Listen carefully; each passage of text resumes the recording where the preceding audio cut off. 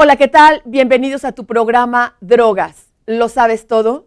Esta es una producción del Instituto para la Atención y Prevención de las Adicciones en la Ciudad de México para Capital 21. Hoy vamos a hablar del maestro y su papel fundamental en la prevención del consumo de drogas. Quédate con nosotros. ¡Comenzamos!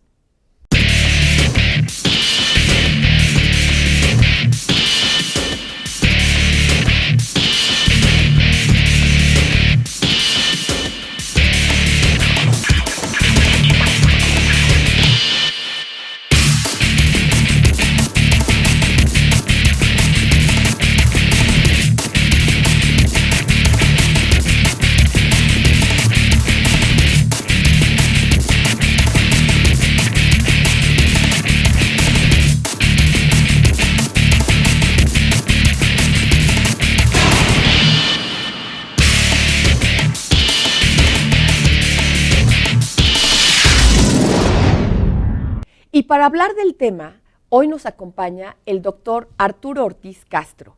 Él es psicoanalista e investigador en ciencias médicas del Instituto Nacional de Psiquiatría.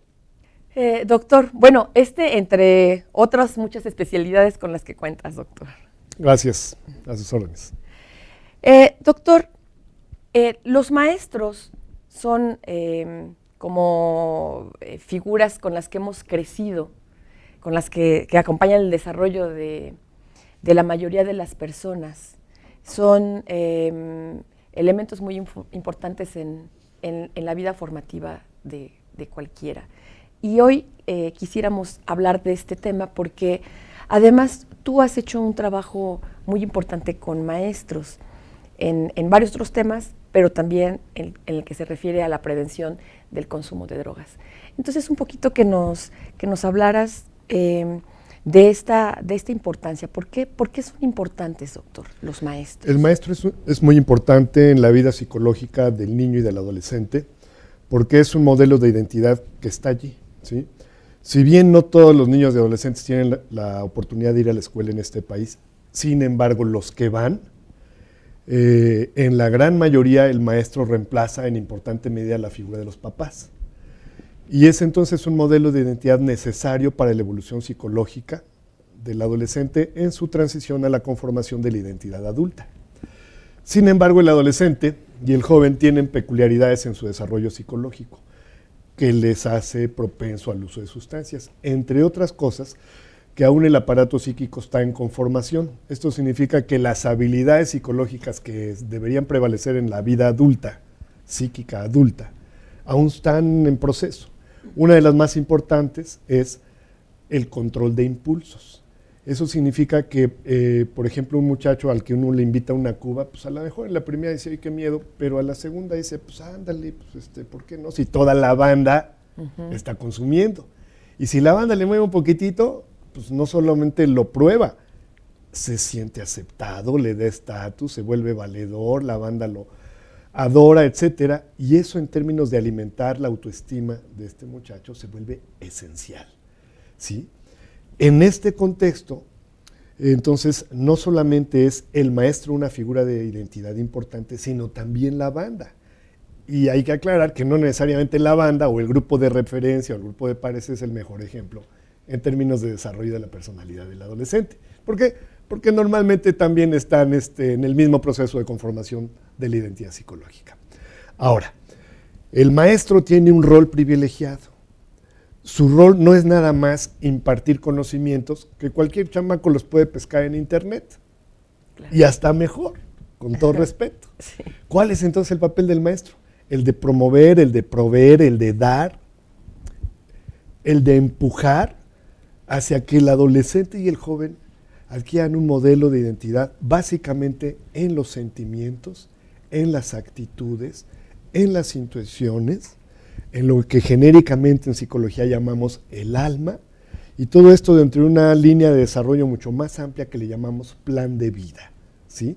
Entonces, un maestro está en realidad entrenando al alumno para la verdadera carrera, que no es la universitaria en su caso, sino es la carrera de la vida, donde no es un asunto de velocidad, es de persistencia, es de largo plazo. Entonces, en el contexto de alcanzar metas de largo plazo, la habilidad psicológica del control del impulso se vuelve esencial, ¿sí? Vamos a poner un ejemplo. Un chamaco que a los 15 años entra a la prepa, a los 16, y un día se le ocurre, pues es que yo quiero ser yo quiero ser médico, carnal. Vamos a imaginar. Sí. Pues a ese compadre le faltan por lo menos 3 si no se alenta de la prepa. Por lo menos 4 o 5, más 3, ya iban 8 de la facultad. Más 2, 3 si no se alenta de una residencia. A ver, 5 más 2 más 3, ahí le estamos hablando cerca de 10 años.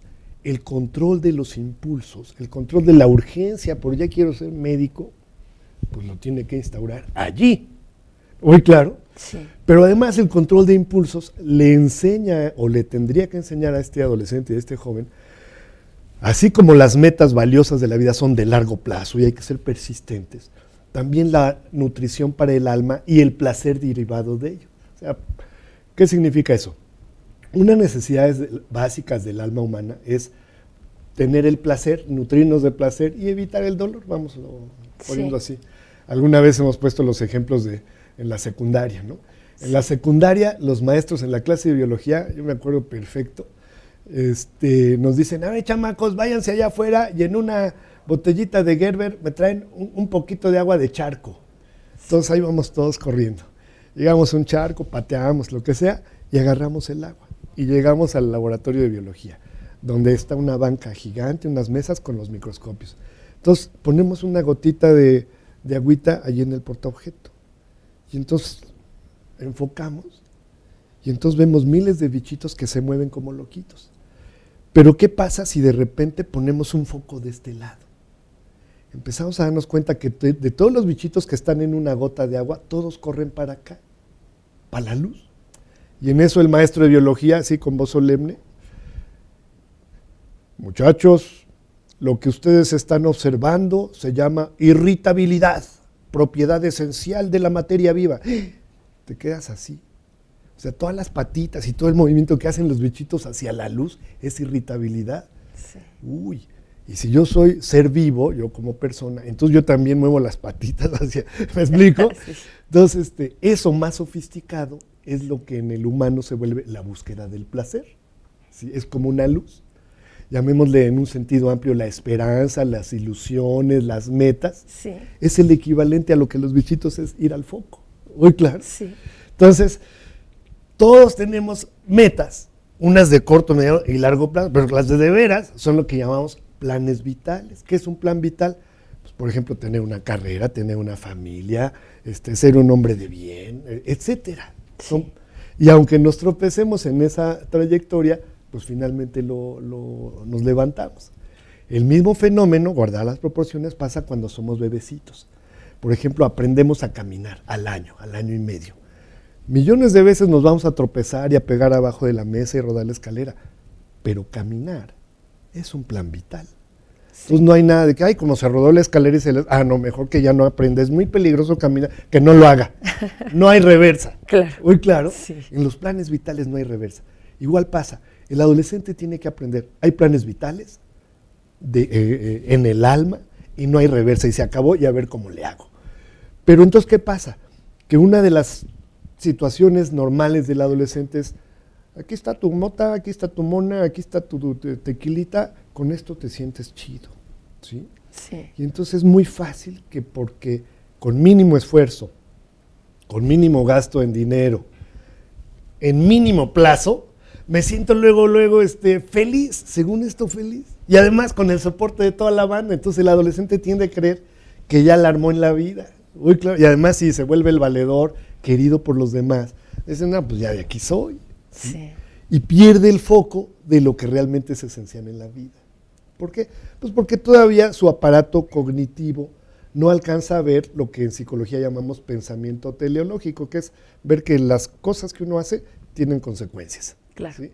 El adolescente pretende creer que el presente es perpetuo y que lo que haga no importa, con tal de que esté a gusto. El otro día estaba yo en un barrio, en el centro histórico, y una banda tenía como un himno entre ellos, decían, al cuerpo lo que guste, al cuerpo lo que guste. Y son chamacos de 13, 14 años. Sí. ¿Qué le gusta al cuerpo? El sexo, Sí. las drogas, el desmadre. Claro. Y todo esto que es de mínimo esfuerzo y alto contenido de placer, ¿sí? Entonces, aquí el maestro es como el eje. A ver, compadres, la vida no es nada más eso, hay más cosas. Entonces tiene un rol privilegiado y tiene una oportunidad valiosísima. Se aprende a leer lo que llamamos el alma del adolescente. Sí. Entonces, parte de lo que estamos buscando enseñarles a los maestros es a usar el ente y a ver cómo es el alfabeto del alma del adolescente para que aprendiéndolo a leer pueda orientarle en esta transición. Doctor, qué interesante esta descripción que haces de este panorámico, digamos, de desarrollo de una persona desde que es chiquito y, digamos, todas esta afloración de los impulsos, del control y de esta conformación del aparato psíquico. Tal vez los maestros mismos no se percatan, no saben cuál es su tarea. La tarea de enseñar, digamos, de observar. También hoy ya hay mucha más sensibilización y están pendientes de su grupo. Sin embargo, tal vez no están tan con esta minucia que tú acabas de describir. Tú eres un especialista en el tema, pero el importante papel que tienen los maestros cuando están frente a este grupo de personas, de seres humanos en esta etapa de formación. Así es. Un maestro típicamente tiene un grupo de 40, 50 chamacos, adolescentes, jóvenes. Si estamos entendiendo que los adolescentes, por su mismo momento de desarrollo psicológico, tienen la impulsividad a flor de piel, o sea, no hay control de impulso, o no está cabalmente instaurado, significa que se les brincan los impulsos. ¿Cuáles son los grandes impulsos de la mente humana? Los agresivos, desde la indiferencia hasta, madrear o matar. Sí. Y por otro lado, los amorosos, desde la ternura hasta la sexualidad. Y millones de mezclas entre ellos, además simultáneos. En ese contexto, con los impulsos a flor de piel, el maestro se vuelve el blanco de la vida impulsiva del adolescente. ¿Qué significa?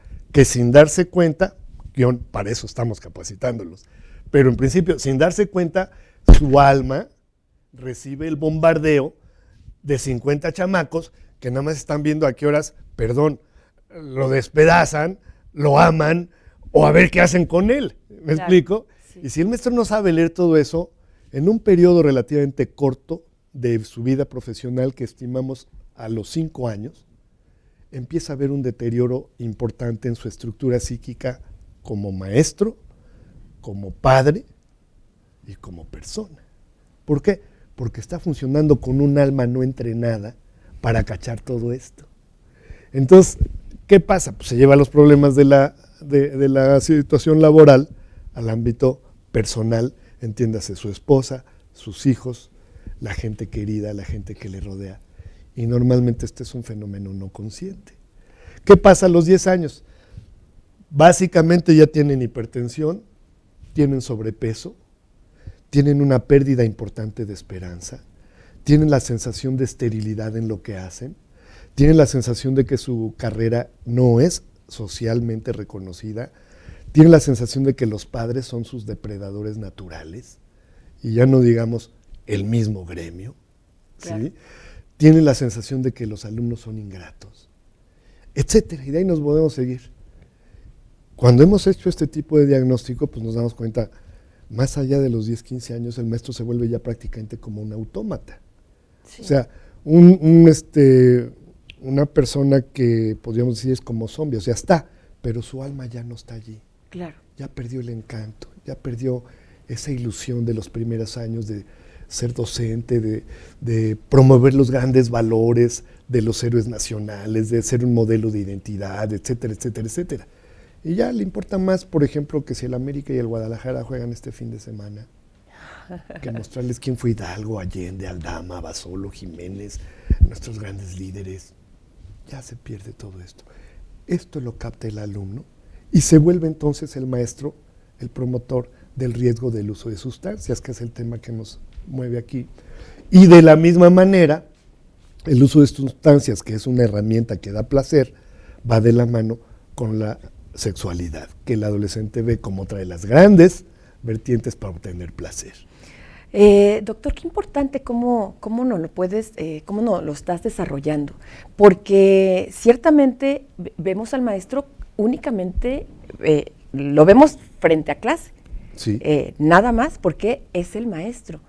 Y sin embargo, bueno, todos esos elementos que nos estás dando, bueno, el maestro tiene su vida personal, cómo enfrenta a todo este grupo de alumnos, es algo en lo que pocas veces nosotros reparamos, somos conscientes. Muchas veces vemos al maestro justamente como una persona que no está mirando con equilibrio o tal vez con la suficiente claridad a todo un grupo de alumnos que están todos con esta efervescencia emotiva y emocional. Yo te quiero preguntar aquí, doctor, cuando estás hablando nos escribes al maestro que llega a su casa y tú decías, llega con su esposa, llega con sus hijos. No sé si exista una diferencia, seguramente, pero tú nos dirás, entre qué pasa con un maestro y qué pasa con una maestra, ¿no? Porque también los roles de una mujer son distintos, o sea, en lo social, en lo familiar, etcétera. En lo social, todos iguales, con los mismos derechos, por supuesto, pero en estos ámbitos, su género, ¿no? ¿Importa, doctor? ¿Es ser maestro, ser maestra y ser madre, ser maestro y ser padre? Sí, ¿no? Sí importa.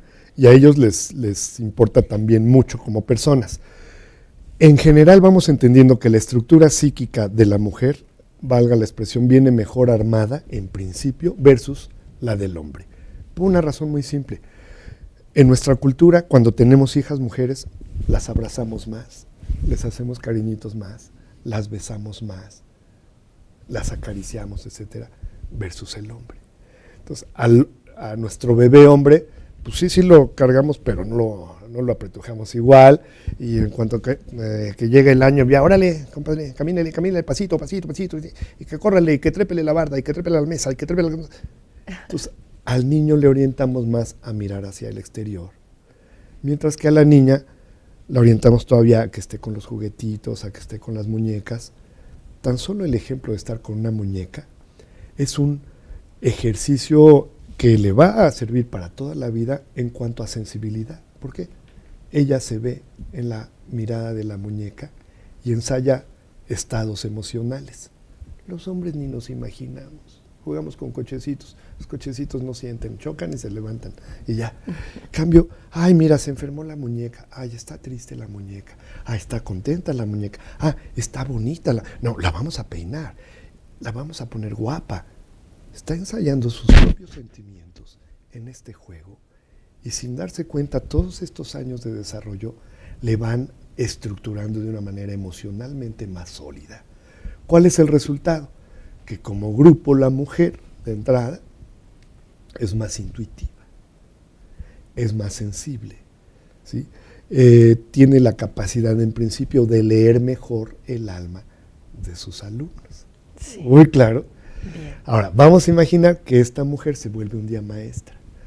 Hay que entender que aún en nuestro medio, en muchos ámbitos, la elección de la carrera a lo mejor no es tan consciente, sino es por tradición, o es porque el puesto me lo dejó mi mamá o mi familia, o lo que sea. Vamos a entender que también eso pasa, ¿ok?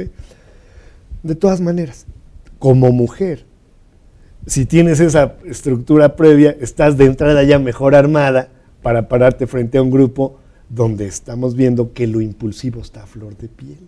¿Muy claro? Sí. Veamos ahora el caso del hombre. El hombre nos enseñan más hacia mirar hacia afuera. Y a las cosas más mecánicas. Entonces, pues tenemos cochecitos y soldaditos y cositas de esas, ¿no? O nos la pasamos aquí con nuestro Nintendo y bla, bla, bla, ¿ok? Pero no estamos ejercitando nuestros sentimientos. Nos sirve como una cueva donde además no hay una interacción emocional con nadie. Entonces, ¿qué pasa? Tendemos más al aislamiento y a hacer las cosas de una manera más mecánica.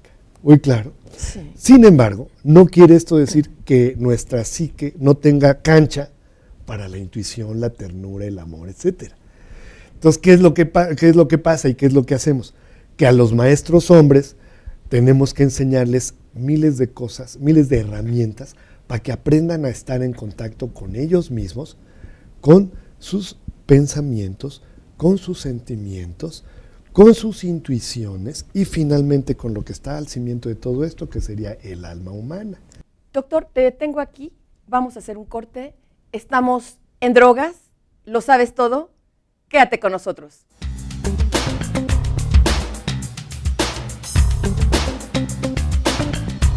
Entonces, cuando maestros hombres y maestras mujeres ya comparten estos lentes para poder leer a sus alumnos, se hacen equipos de trabajo de maestros muy productivos, pero además revaloran a sí mismos, se revalúan su profesión, revalúan a sus alumnos, y entonces en vez de verse entre ellos mismos o hacia allá con los alumnos como depredadores, los ven como colegas, estamos navegando hacia la misma dirección, estamos chutando la misma portería.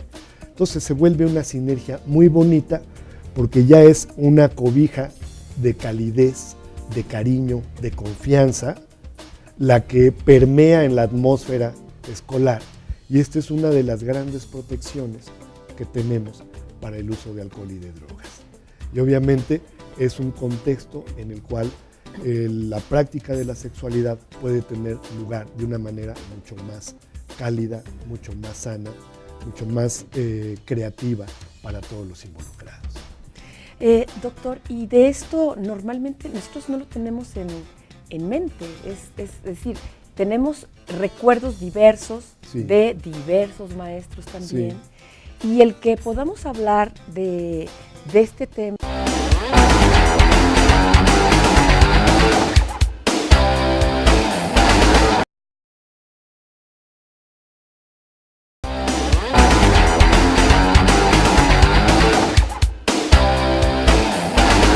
Ya estamos de regreso en Drogas, ¿lo sabes todo? Estamos hablando con el doctor Arturo Ortiz Castro sobre el papel que tiene el maestro en la prevención del consumo de drogas. Y doctor, te interrumpí en el bloque pasado, estabas haciendo este perfil de el maestro, cuando el maestro es hombre, nos hablaste cuando la maestra bueno, claro, es mujer, ¿no? En esta diferenciación de género con respecto a su forma de percibir y también de darse a los alumnos. Sí, la lectura, decíamos que la lectura que el hombre versus mujer maestros hacen del alma humana es diferente. Y señalábamos que en el caso del hombre, como género no nos enseñan a leer nuestros sentimientos, una de nuestras tareas con los maestros hombres es enseñarles a mirar a su mundo interior. Entonces, que aprendan a ver qué ingredientes tiene su mente que les llevan a conducirse de tal manera, a pensar de tal manera, a sentir de tal manera, y dentro de los sentimientos, los agresivos y los amorosos. Luego, más profundamente, a intuir, intuir es qué les late, sí. Que ya no hay, digamos, es una cosa de sensibilidad que se entrena, no hay recetas. Y finalmente lo que está en el fondo, que sería el alma humana, lo psicológico, es como la gran fundación, el gran cimiento de todo esto. Cuando enseñamos a los maestros a leerse a sí mismos, entonces empiezan a ser mucho más hábiles para captar cómo están funcionando el alma de sus alumnos, ¿sí? Entonces, cuando maestros hombres y maestras mujeres ya comparten estos lentes para poder leer a sus alumnos, se hacen equipos de trabajo de maestros muy productivos, pero además revaloran a sí mismos, se revalúan su profesión, revalúan a sus alumnos, y entonces en vez de verse entre ellos mismos o hacia allá con los alumnos como depredadores, los ven como colegas, estamos navegando hacia la misma dirección, estamos chutando la misma portería. Entonces se vuelve una sinergia muy bonita porque ya es una cobija de calidez, de cariño, de confianza, la que permea en la atmósfera escolar. Y esta es una de las grandes protecciones que tenemos para el uso de alcohol y de drogas. Y obviamente es un contexto en el cual la práctica de la sexualidad puede tener lugar de una manera mucho más cálida, mucho más sana, mucho más creativa para todos los involucrados. Doctor, y de esto normalmente nosotros no lo tenemos en mente, es decir, tenemos recuerdos diversos Sí. de diversos maestros también, Sí. y el que podamos hablar de este tema con este énfasis y con todo este análisis que has hecho, doctor, en el que también nos dejas ver al maestro verdaderamente como una figura afectiva, Sí. relevante, Sí. ¿no? Que puede contribuir de una manera muy importante en nuestro desarrollo, en nuestra formación. Así es. Al maestro, como bien lo señalas, lo formamos a que sea un líder en el afecto, no en los conocimientos per se, que el adolescente hoy tiene otras fuentes, pero el afecto normalmente los papás no lo sienten tan cálidos. Normalmente los papás con la pena, pero ven a la escuela como una guardería donde ahí se desentienden y que el maestro se haga bolas, ¿sí? La realidad es que en general de 100 adolescentes y jóvenes, un 70-80% están hambrientos de aprender afectos. Y no es una materia, ¿me explico? Eso quién sabe con qué se come. Como son cosas intangibles, la gente cree que no existen. Existen y determinan nuestras decisiones más relevantes de la vida. Ahí, por eso, el maestro tiene un rol esencial en el desarrollo psicológico. Muchas gracias por habernos dado toda esta configuración de la importancia del maestro en ese tema que nos ocupa y que nos preocupa y que atendemos, que es la prevención del consumo de drogas. Encantado, muchísimas gracias. Nos despedimos y te dejo una pregunta. En drogas, ¿lo sabes todo? Hasta la próxima.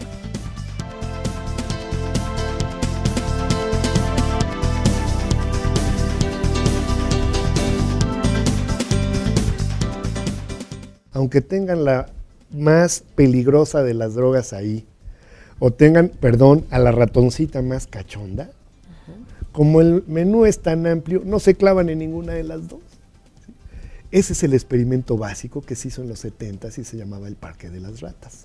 Hoy, en el Instituto Nacional de Psiquiatría, hacemos investigación con ratoncitos basados en este modelo, desde luego ya pulido, ¿verdad?